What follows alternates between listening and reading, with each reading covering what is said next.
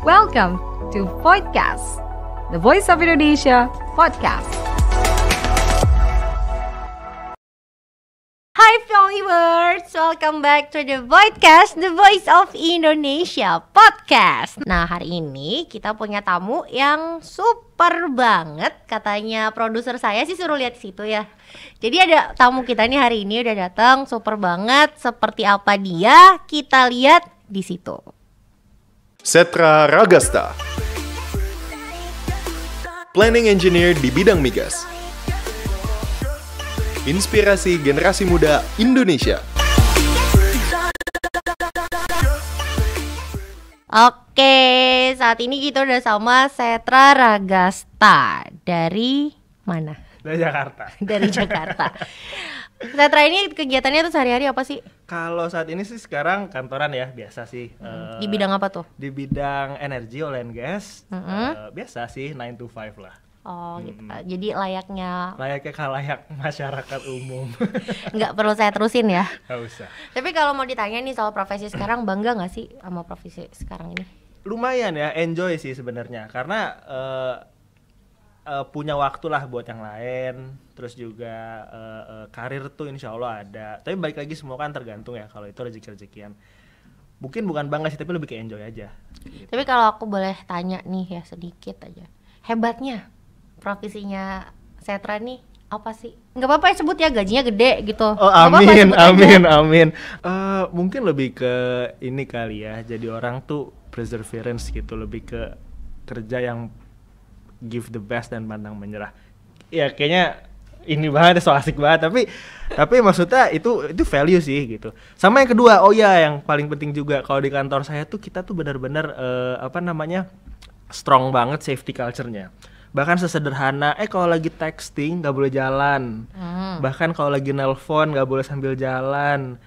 Kalau lagi nyupir stay away dari handphone, sampai yang segitu-gitunya gitu loh. Kalau naik tangga tangannya tuh harus pegang handrailnya gitu. Jadi itu strong safety culture banget sih, yang kalau menurut saya sih keren sih gitu. Itu yang patut dicontoh orang-orang berarti. Sebenarnya gitu. Tapi kalau kontribusinya ke masyarakat itu gimana? Kalau bilang energi at the end of the day ya oke lah, BBM baru naik ya kemarin. Walaupun baru turun juga gitu. Tapi kan energi itu datang dari sebuah upaya untuk mencari energi itu gitu. Jadi at the end tempat ini juga berupaya untuk berkontribusi menyediakan energi gitu loh buat ya khalayak gitu sih, termasuk Indonesia juga. Tapi yang gue denger juga lu kan sempet pernah nih ya ditempatkan di luar Jakarta. Jadi ngerasain juga bukan jadi orang yang 9 to 5 aja. Itu gimana ceritanya? Sebenarnya itu cita-cita juga. Jadi pas dulu baru lulus kuliah ya, kan biasalah senior tuh kan suka datang kan ke kampus, kayaknya keren gitu kan, gila kerja di oil and gas gitu kan, ini tajir nih gitu. Ini tajir nih gitu. Terus kepingin dong gitu kan, kayak ngobrol ngapain aja sih gitu kan. Terus juga memang ini kan industri yang besar ya, sebenarnya juga nggak hanya di bidang engineering aja, tapi kan bahkan yang support functionnya, semua fungsi adalah di situ gitu. Any educational background tuh ready gitu di situ gitu. Terus misalkan ngobrol kayak kak stay-nya di mana, Jakarta atau di site gitu kan. Oh kalau saya well actually zaman kuliah nggak ngomong sayaan sih, di site misalkan 2 minggu on 2 minggu off gitu. Oh seru banget, libur banyak dong gitu kan, libur banyak gaji banyak gitu kan, happy lah kelihatannya gitu kan. Nah itu sebenarnya jadi kayak start of the motivations kenapa akhirnya kayak boleh nih worth it untuk dicoba gitu. Ternyata emang rezekinya alhamdulillah di sini, ya udah gitu sih. Apa yang pertama kali lu lakuin waktu ditaruh di site? Beberes kosan. Nggak, kali aja gitu flexing di site, gitu, Karena waktu pertama kali gitu. kalau enggak lah. Karena pas pertama kali pas nyampe site itu bukan pertama kalinya ke sana. Jadi udah berapa kali sering bisnis trip ke situ gitu kan. Jadi tempat itu tuh udah kayak berapa kali gitu dikunjungin sampai akhirnya di relocate ke situ gitu kan. Nah, pas pindah relocate ke sana emang sebenarnya agak culture shock juga ya, karena gimana ya? Sebenarnya dulu kuliah ngekos juga sih, tapi ngekos yang di sini tuh kayak ajaib aja gitu tempatnya. Kenapa? Ya lebih sepi sih, lebih jauh lah gitu dari. Jadi kan lo dulu kuliahnya di Bandung. Betul. Berbeda gitu ya. Jauh. Culture-nya. Bukan culture-nya tapi surrounding-nya, situasinya. Culture-nya mah orang Indonesia juga gitu.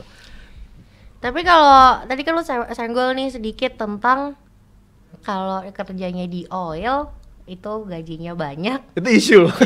Nggak apa-apa kan, ini kalau orang-orang taunya kayak gitu. Yang orang-orang lihat kan gitu, 2 minggu di site, 2 minggu. Itu orang lain ya, tapi kalau gue sih kebetulan di sana tuh basically 9 to 5 juga. Jadi Senin sampai Jumat, Sabtu Minggu libur. Lebih sengsara. Karena Mau bingung. ngasihanin tapi gimana Abis itu ya? Sabtu Minggu terus ngapain? Nah, tapi kalau gitu di sela-sela lagi kosongnya tuh ngapain? Biasanya jalan-jalan. Karena kan itu tuh saya tuh somewhere in between Jawa Timur sama Jawa Tengah. Jadi cukup dekat ke Semarang, cukup dekat ke Surabaya, cukup dekat ke Jogja juga gitu. Cukup dekat juga ke Solo gitu kan. Jadi ada banyak dan transportasi itu juga oke gitu, kereta api atau bahkan nebeng gitu kan. Kadang ada teman juga yang emang orang Jogja atau orang Malang bahkan sekitar situ yang juga weekend tuh balik, jadi kayak bisa ikut mereka untuk commute ke kota itu ya.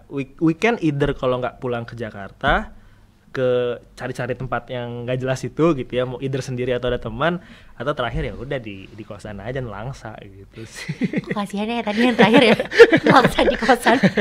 Tapi kalau lagi nggak nelangsa di kosan, paling sering kemana? Paling sering ke Surabaya sih. Kenapa pilihnya Surabaya? Bisa nonton bioskop. Emang di Cepu nggak ada bioskop? Nggak ada. Coba aja cari Nanti. di websitenya. nanti. Nggak ada. Paling itu sih biasa kalau nggak either ke Surabaya atau ke Semarang, karena itu yang paling enak gitu, benar-benar tinggal kereta 2 jam, enak deh gitu sih sebenarnya. Tapi masa lo ke 2 kota itu cuma nyari bioskop doang? Oh enggak sih, kan kadang sama temen juga gitu ya, gitu-gitu aja sih. Ya gitu. terus nyari apa lagi gitu? Kadang biasanya? berobat, bener.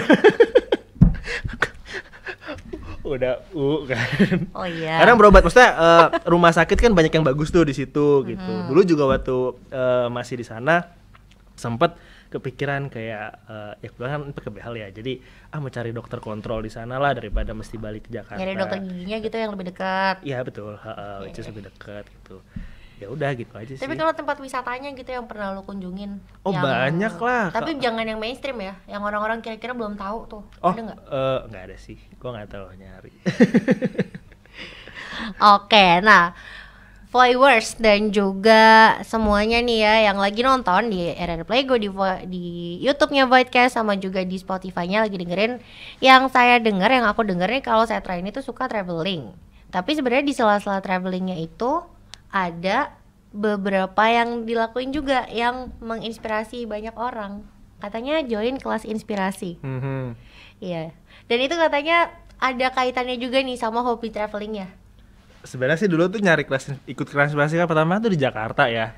Jadi kalau Jakarta kan nggak traveling sama sekali gitu. Tapi ternyata seru. Sebenarnya yang bikin seru tuh teman-temannya gitu, karena temen grupnya tuh menurut saya ya seumuran, terus juga setipe lah gitu ya, yang bisa maksudnya jadi kayak ketemunya tuh di timing itu doang, tapi memang setelah itu bahkan kita masih jadi teman gitu beberapa sampai sekarang gitu. Nah karena itu juga broaden the network ya kan, terus akhirnya mikir waktu itu pertama kali nyoba yang di luar kota tuh, ini paling jauh sih, dulu pernah nyoba ke kelas inspirasi tuh di Merauke, gara-gara ngelihat video YouTube-nya kelas inspirasi Merauke, keren juga nih gitu kan. Sama apanya yang keren? Tempatnya kayaknya eksotik atau aja programnya? Gitu. Dua-duanya gitu. Nah, eksotik gitu loh tempatnya gitu. Nah betul waktu itu karena saya udah pernah ke Sabang, jadi mikir kan kayak udah Sabang udah pernah, pengen coba ke Merauke nih gitu. Udah gitu doang sih, dan ternyata seru banget sih yang di Merauke itu gitu. Tapi waktu pertama kali ikut kelas inspirasi tuh rasanya gimana? Capek sih. Kenapa capek? Karena ternyata nge-handle anak kecil tuh susah. Tapi boleh diceritain dulu gak sih, barangkali ini viewers belum tahu kelas inspirasi itu apa? Oh iya, jadi tuh sebenarnya bukan program saya, jadi ikutan doang. Itu intinya volunteer program buat general kalayak gitu, untuk ya intinya berbagi profesi dengan berbagi cerita lah ya ke anak-anak sekolah. Memang capture areanya tuh lebih ke anak SD gitu. Nah jadi datang ke SD, ke 1 hari itu full anak-anak itu yang harusnya sama gurunya jadi sama kita gitu. Dan kita dibagi dalam beberapa grup, satu grup itu beda-beda ya, karena ada sekolah yang mungkin kelas 1-nya 1 ABC, ada yang cuma kelas 1 sampai kelas 6 doang gitu. Jadi dilihat gitu scalable dari sekolahannya. Dari situ ya udah kita kayak work as a team gitu kan.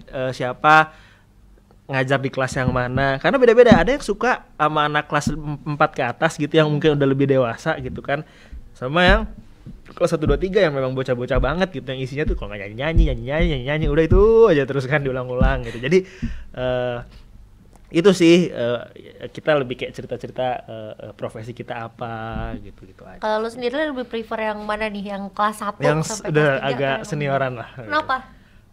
Karena kalau yang kelas itu ya pernah, soalnya waktu itu pernah kelas 2 tuh kelas berapa? Mohon maaf ya, ada yang pup di celana. itu stres langsung kan. Oh my god, gua harus Ya, apa? apakah lu yang harus beresin Ya gitu? enggak sih, juga, kan? enggak juga gitu kan. Kita bisa keluar manggil guru ya, tapi kan tetap aja ya, waduh. Terus ya namanya anak sekolah ya, begitu ada yang pup di celana gitu, pasti dikatain kan, terus nangis gitu. Jadi, aduh banyak cobaannya gitu kalau yang kayak gitu. Tapi kalau kayak gitu serunya apa? Serunya tadi ya teman baru. Kedua, nggak tahu ya, anak kecil itu kan sincere ya. Jadi kayak the way mereka kalau kita ajak keluar kelas kayak main di lapangan gitu-gitu tuh kayak bener-bener fresh aja gitu sih. Dan lagi itu kan hari sekolah ya, which is hari kerja buat kita kebanyakan. Harinya kan cuti tuh. Nah jadi lumayan lah refreshing. Capek tetap, apalagi kalau di Jakarta macetnya tetap dapat karena kan jam anak sekolah tuh kan jam berangkat pagi juga. Tapi ya itu sih, nggak tahu kenapa seru aja gitu. Kalau di Jakarta sendiri lu udah pernah di berapa sekolah? Cuma 2 sih. Di mana aja tuh? Satu tuh di Cijantung, satu lagi tuh somewhere deket Pramuka, tapi lupa nama daerahnya apa. Kan kalau kelas inspirasi itu kan tujuan utamanya adalah memperkenalkan ini profesi lo. Ya. Apakah lo benar-benar memperkenalkan profesi lo ke mereka? Not really. Karena pertama kali ikutan kelas inspirasi, mereka malah nanya balik itu apa gitu kan. Jadi anak-anak kecil tuh tahu lah insinyur tuh apa. iya, tapi kan maksudnya daripada membuat complicated gitu loh ke mereka dengan, ya sebenarnya sih bisa. Waktu itu sebenarnya nyampein tapi sesederhana mungkin gitu. Jadi waktu itu gue lebih jelasin tuh lebih kayak saya ini kerja di bidang industri migas gitu, which is berdampak ke ya semua butuh bensin kan, mobil, kereta, pesawat, lebih ke arahnya dibawa ke situ sih. Sesederhana apa lo mendeskripsikan job desk lo di pekerjaan? Well, I use picture. Kalau menurut saya tuh anak kecil itu lebih suka visual daripada verbal gitu. Jadi kayak biasanya tuh either bawa laptop gitu. Jadi bawa laptop sebenarnya kurang ngaruh ya, karena kan layar laptop kecil gitu. Tapi pernah juga berapa kali tuh ngeprint gambar di A3 tapi boros, buang sampah gitu. jadi ada ininya lah, balancingnya lah. Terus juga keprint di kantor kan, jadi pakai properti kantor. Tapi anyway, mereka lebih suka ini sih sesuatu yang visual ya gitu. Jadi kayak ke gambar gitu lah, apa sih gitu yang dikerjain namanya orang gitu, rather than kita cuap-cuap gitu. Tapi kalau not really describing your job, berarti terus ngapain sisanya gitu? Main, seriously, seseru itu loh. Maksudnya ajak mereka main, keluar lari-larian. Karena satu sesi beda-beda ya setiap kelas inspirasi, tapi satu sesi itu ada kayak around 30 sampai 45 menit gitu kan. Which is itu kan lumayan lama ya kalau kita cuap-cuap doang. Dan mereka kan kayaknya juga nggak akan interest gitu kalau ini apa sih gitu, ceramah gitu kan. Ya, jadi lebih asik tuh kalau di blok luar. Kayaknya ngelihat kalau anak bocah tuh dibawa ke outdoor ya, walaupun mungkin beda-beda sih, mereka lebih alive gitu loh, lebih keluar gitu ekspresinya, lebih ketawa-ketawa, lebih interaksi, rather cuma duduk doang gitu. Bayangin kelasnya nggak pakai AC, panas gitu, jadi mungkin fokusnya tuh susah gitu sih. Kalau di outdoor main tuh biasanya ngajak main apa? Lari-larian aja sesederhana baris, habis itu loncat kanan loncat kiri gitu. Pasti kan harus ada materinya gitu loh biar mereka nggak boring. Banyak, karena materinya tuh sesederhana. Gue biasa ya, cuman kayak misalkan di kantor ada team building gitu ya, udah gue apply lagi di situ. Karena gue males mikir. Jadi kayak mainan outbound gitu ya? Iya, bukan outbound yang, tapi nggak fisik juga ya. Iya, yang kayak menyatukan. Iya, yang teamwork, yang gitu-gitu aja. Walaupun juga kadang agak-agak tulalit sih anak-anak. Karena mungkin instruksinya kurang clear gitu ya. Atau mungkin kurang sederhana kali. Betul, bisa jadi. Tapi kan kalau berarti udah aktif di kelas inspirasi ini berapa lama? Dari kapan? Nggak gini, total tuh saya udah ngikutin 7 kali kelas inspirasi itu aja sih. 7 kali di mana aja? 2 di Jakarta, 1 di Tanjung Pinang, 1 di Jogja, 1 di Depok deket aja. Oh 6 deng, 1 lagi di Merauke. Dari semua ini tuh yang paling berkesan yang mana? Yang Merauke sih. Karena apa? Karena suka Karena view-nya. jauh. Satu. Karena jauh. Kedua mahal. Tapi kalau ikut kelas inspirasi gitu biaya sendiri nggak sih? Iya. Oh iya. Jadi nggak ada foundation yang Oh enggak, jadi kayak ngaruhi. even misalkan yang jauh-jauh gitu kita pesawat gitu-gitunya ya on your own gitu sih. Berarti sambil traveling kali. Sambil. Makanya sayang banget kalau cuman datang untuk hari H terus pulang gitu. Jadi kayak jadi sekalian mau kemana gitu. Jadi kalau pas lagi mau nentuin waktu traveling nih, mau nentuin pas lagi libur, sekalian nyari nggak sih? Ada di situ ada kelas inspirasinya nggak? Oke sih. Sebenarnya kadang tuh bahkan kalau terutama dua ya, Tanjung Pinang sama Merauke, itu kan provinsi yang waktu itu mikirnya gini kan, pokoknya gue sebelum umur 30 nih, 34 provinsi, dulu masih 34 ya, sekarang kan kayak udah mekar lagi deh. Mau komplit gitu. Walaupun nggak kesampean sih, nggak kesampean. Terus mikir kan, kayaknya orang ke Papua biasanya apa sih, Raja Ampat yang gitu-gitulah ya gitu kan. Tapi itu kan Papua Barat gitu. Papua yang satunya lagi orang ngapain sih? Biasa orang kerja gitu ya. Ya ada banyak perusahaan juga di situ gitu kan yang terkenal. Tapi kayak gue pengen ke Merauke deh. Harus nyarilah alasan gitu. Nyari alasan pas banget ya, ngeliat YouTube kayak Merauke, berangkatlah ke situ. Itu sisanya kan kalau kayak cuman Jogja gitu-gitu kan ya daerah yang reachable ya gitu, pesawat, kereta banyak lah gitu opsi-opsinya. Tapi kalau dari anak-anaknya sendiri ini kan lo terjun langsung, ada beda nggak sih? Beda, kalau daerah kan mereka pakai bahasa daerah, itu kekurangannya gitu. Gua kan nggak ngerti bahasa daerah mereka gitu ya. Terus gimana komunikasinya biar Iya. lancar? Ya udah hantem bahasa Indonesia aja tetap. Abis gimana gitu kan, emang nggak paham gitu kan? Nggak ada interpreter. Tapi kan mereka juga bisa bahasa Indonesia. Iya sih, cuma kan Nah. biasanya nggak lancar untuk membalas. Enggak, gitu. lancar. Kayaknya even ke Merauke sekalipun anak-anak lancar banget bahasa Indonesia. Nggak, kok, tapi gitu. nggak maksudnya nggak jadi susah gitu untuk mendekat ke mereka. atau Mereka gimana? jadi kayak punya inside jokes yang kayak mungkin dia ngomongin gue pakai bahasa mereka. Ya which is agak kasihan ya. jadi nggak ngerti kan, jadi roaming gitu. Udah gitu sih. Terus pernah nggak ketemu yang unik banget nih anak-anaknya? Oh ada, setiap sekolah tuh pasti ada anak pentolannya. Tapi jangan cerita yang tadi tuh ya, yang pup di jalan. Itu mah anak sekolah. Nggak, pasti selalu ada pentolannya kan. Kayak Iya. yang badannya paling gede, terus yang ini ngatur-ngatur. Suatu hari tuh ada yang cewek kayak gitu. Oh diam. Jadi pentolannya tuh. tapi untungnya dia tuh kayak pro gue gitu, jadi kayak diem gitu, ini ada yang mau ngomong nih gitu, jadi kayak thank you gitu sih. Tapi lucu ya, maksudnya cewek badan gede gitu kan. Kayak Itu di mana? di Jakarta. Oh di Jakarta. Heeh. Ternyata malah yang paling berkesan yang di sini. Iya. Anak Jakarta lebih ekspresif aja sih.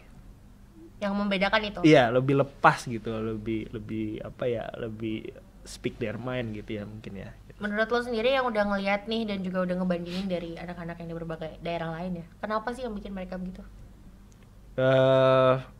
Ya mungkin lingkungan ya gitu ya, pasti itu sih.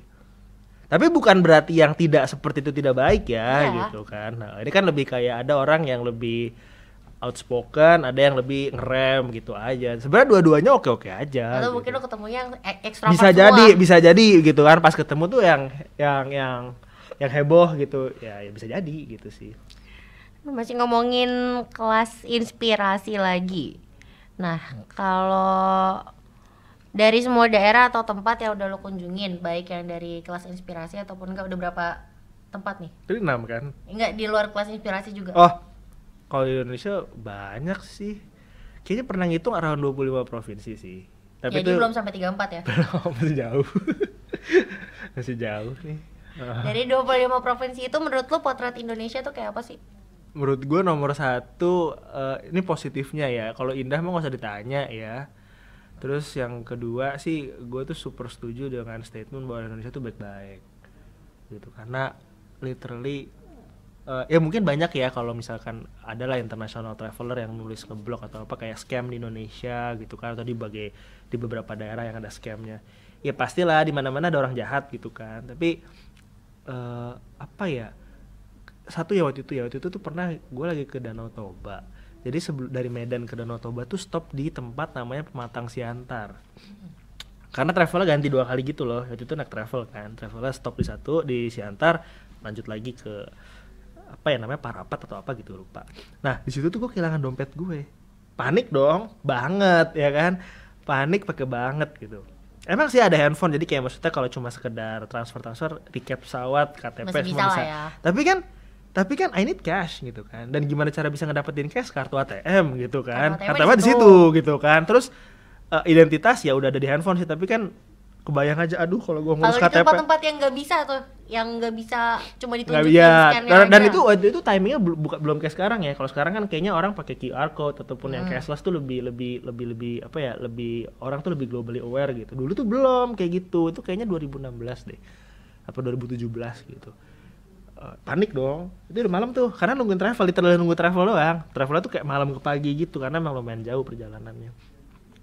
Panik. Terus karena panik, ya gue menunjukkan kepanikan gue kan. Gimana Pak, panik? lihat dompet saya nggak pak? Lihat dompet saya nggak pak? Gitu kan.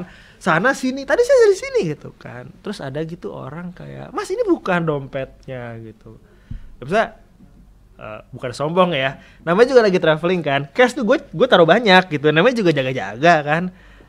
Not even a single rupiah hilang gitu loh. Jadi ya itu cuma satu contoh sih, tidak mewakili semuanya. Tapi tetaplah gitu bahwa I feel like orang Indonesia itu emang baik gitu sebenarnya. Ada yang kurang baik tapi tidak mengeliminate atau mengoffset orang-orang yang baik-baiknya gitu sih gitu. Kalau di luar Indonesia sendiri, lo udah pernah kemana aja? Nanti sombong dibilangnya. Enggak apa-apa, cerita aja. Enggak sombong, ini kan ada jalannya. Nggak ada jalan banyak ceritanya sih. nih. Nggak banyak sih, paling ASEAN lah ya. ASEAN, China, and then US, itu aja sih. Tapi kalau lo pas travel ke luar negeri, itu sama gak sih motivasinya sama pas di sini? Sebenarnya beda, karena kalau ke luar negeri itu lebih kayak udah banyak prepare ya. Jujur dulu kenapa mau ke luar negeri, iseng-iseng gitu ya. Terlepas dari mungkin beberapa kali sama orang tua, tapi beberapa kali kan sendiri juga, selain juga urusan kantor misalkan. Itu pertama kayak pengen coba exercise gitu. Gue nih diterima gak sih kalau seandainya jadi stranger di sebuah tempat gitu. Kedua, how good my English is gitu. Jadi kan walaupun memang nggak ke semua English speaking country ya, tapi setidaknya kayak bisa ngetes gitu. Gue bisa berkomunikasi sama orang nggak dengan language yang berbeda. Mereka juga bukan English speaking country gitu. Itu kedua. Sama yang terakhir sih pengen cari yang beda aja gitu sih. Tapi kalau boleh di-compare sama Indonesia, Tergantung lo nyari apa. Kalau nyari kota ya mungkin banyak yang lebih bagus di luar gitu ya. Kalau nyari shopping, which is gue enggak gitu, mungkin lebih banyak yang di luar. Tapi kalau nyari nature sebenarnya sih apa ya di sini bagus, sana juga bagus gitu aja. yang jadi favorit lo di luar, Actually beach. ya gimana? Kalau di luar enggak sih. Sebenarnya kalau menurut gue ya di luar negeri yang menurut gue paling amazed adalah the Great Wall of China. Kenapa? Itu nggak tahu kenapa keren aja gitu loh. Ada kayak perasaan yang aneh nggak sih? Walaupun Maksudnya sebenarnya merinding gitu. nggak apa juga gimana? sih, nggak selebay itu. Tapi kan Great Wall of China itu sebenarnya udah dibetulin ya. Maksudnya udah bukan asli dulunya kayak gitu, tuh udah hancur dan then di-rebuild gitu sama governmentnya mereka gitu. Tapi itu gak tau kenapa keren aja gitu. Dua ya, pokoknya di China tuh kalau menurut gue yang menurut keren banget, satu Great Wall of China, satu lagi Forbidden City gitu. Kayak ngebayangin dulu ada emperor gitu, istana gede banget, terus ya gitu deh. Bisa ada kayak gitu. Bisa kayak gimana? gitu ya. Kayak gimana gitu bisa jadi raja kan. Pengen nggak? Gak usah Jadi lah. raja di situ. Gak ngerti bahasanya. Siapa tahu gitu, misalnya di kehidupan keberapa gitu lo bisa jadi raja, mau nggak? Gue gak sehalu itu sih. Kali aja kan ya.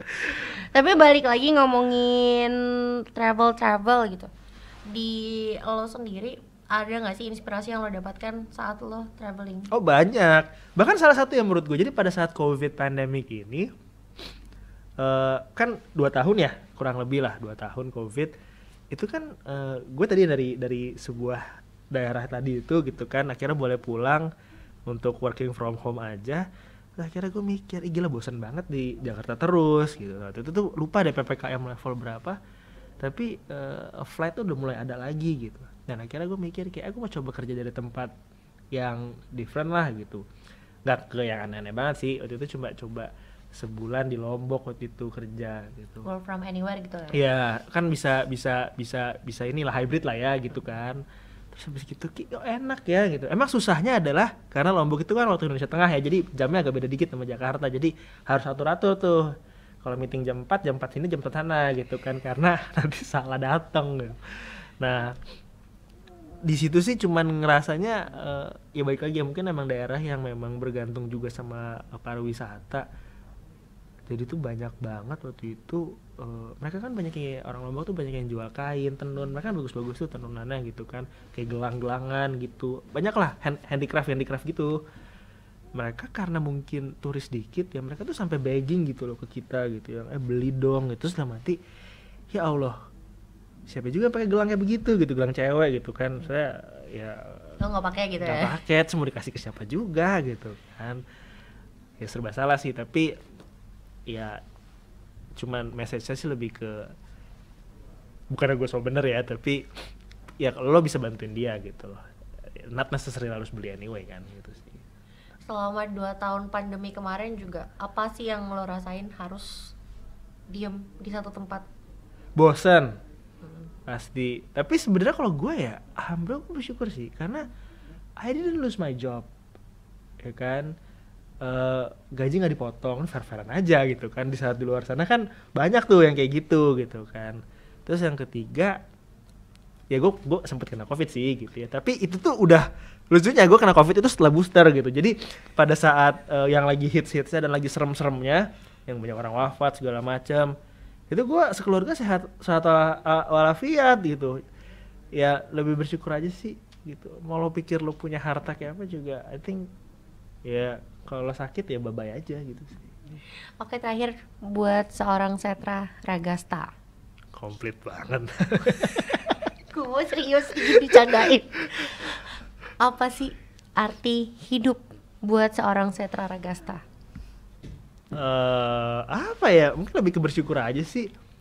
Maksudnya dulu pas kuliah kayak banyak gue pengen gini, pengen gitu gitu kan. Cuma makin kecil lama-lama ya less is more aja sih. Less is more ya, menurut gue. Menurut lo.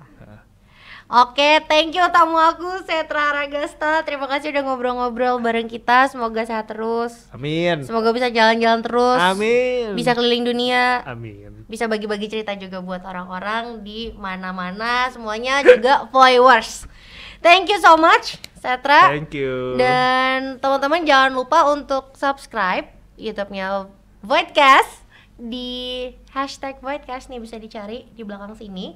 Dan juga bisa langsung follow juga di Spotify kita, It's Voidcast. Ada juga Instagramnya It's Voidcast.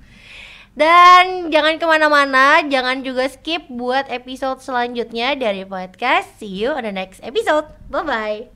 Hai guys, thanks for watching Voidcast. Jangan lupa like, comment, subscribe, dan bunyikan lonceng. See you di episode berikutnya.